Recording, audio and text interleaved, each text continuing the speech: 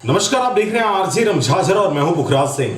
चुनावी वर्ष में नेता और मंत्रियों के बड़े बड़े जनसभाएं, भीड़ इकट्ठा करने करोड़ों का खर्चा, ब्रांडेड टेंट और ब्रांडेड जनसभा, सरगांव की जनता को खर्चा दे क्षेत्र के विकास के लिए मुख्यमंत्री से बड़ी उम्मीदें थीं, परंतु आम जनता को मिला क्या, देखिए रिपोर्ट।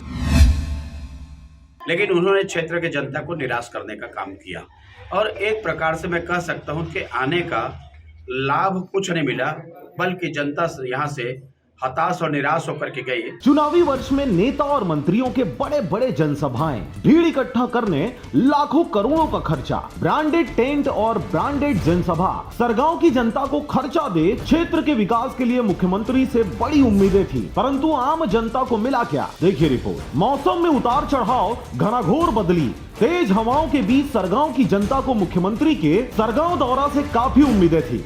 लोग बड़ी तकलीफों को सहते हुए मुख्यमंत्री भूपेश बघेल के काफिले के आने के इंतजार में हेलीपैड से लेकर मंच तक हजारों की संख्या में लोग इंतजार कर रहे थे कि अब सरगांव में विकास की धारा बहेगी, परंतु ऐसा कुछ नहीं हुआ। बीते 25 मार्च को मुख्यमंत्री भूपेश बघेल मुंगेली जिला के पथरिया ब्लॉक अंतर्गत आने वाले सरगांव नगर पंचायत में एक बड़ी जनसभा को संबोधित किया। इस जनसभा में सरगांव वासियों को कुछ नहीं मिलने पर भाजपा के कद्दावर नेता धर्मलाल कौशिक ने मुख्यमंत्री पर सरगांव और बिल्हा विधानसभा क्षेत्र के लोगों के साथ छल करने का आरोप लगाया है। मुख्यमंत्री जी का पूरे दल बल के साथ में बिल्हा विधानसभा क्षेत्र सरगांव आगमन हुआ था और उम्मीद ये थी कि बिल्हा क्षेत्र के सभी जनता को, मुंगेली जिला के, कि जब इतने बड़े मुख्यमंत्री, विधानसभा अध्यक्ष और साथ में दर्जनों मंत्री आए हैं तो निश्चित रूप से क्षेत्र को सौगात मिलेगी।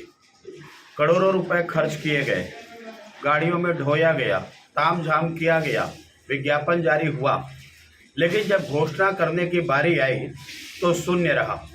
इस प्रकार से केवल पैसा ही खर्च हुआ है और लोग तकलीफ पाए, लेकिन जो सौगात मिलनी चाहिए कांग्रेस की सरकार से, तो सौगात के नाम पर जीरो रहा। आपको बता दें कि धर्मलाल कौशिक ने मुख्यमंत्री पर सीधा हमला करते हुए चुनावी चारा परोसते हुए आम जनता को बेवकूफ बनाने का आरोप लगाया है। उन्होंने कहा कि भाजपा के सरकार के समय सरगांव में अनेकों विकास कार्य हुए। क्षेत्र के विकास को लेकर के सरगांव में डॉक्टर रमन सिंह जी आए थे, बहुत सारा विकास हुआ। यहाँ पर कॉलेज भी बन गए, सभी सीसी रोड बन गए, यहाँ पर कन्याशाला खुल गए, हायर सेकेंडरी हो गए, भवन बन गया, उसके साथ में सीएससी हो गया, प्राथमिक स्वास्थ्य केंद्र से बाजार हाट बन गया, आपका नगर पंचायत कार्यालय का भवन बना, आपका उसमें बस स्टैंड बना। परंतु उनमें से कुछ रह गया था जिसे पूरा करने मुख्यमंत्री भूपेश बघेल के सरगांव आगमन पर मांगी गई, जिसमें से कुछ प्रमुख मांगे इस प्रकार है। कुछ जगहों पर सड़कों का निर्माण, बिलासपुर रायपुर नेशनल हाईवे में इमरजेंसी स्वास्थ्य सुविधा के लिए ट्रॉमा सेंटर, और ऐसे ही छोटी छोटी कुछ और मांगे थी, परंतु सरगांव की जनता की किसी भी मांगों को मुख्यमंत्री द्वारा नहीं माना गया। लेकिन हम लोग सोचे थे कि बहुत मांगने के नहीं है, ट्रॉमा सेंटर यहाँ के लिए जरूरी था, क्योंकि आसपास में जो एक्सीडेंट जोन है और दुर्घटनाएं होती रहती है।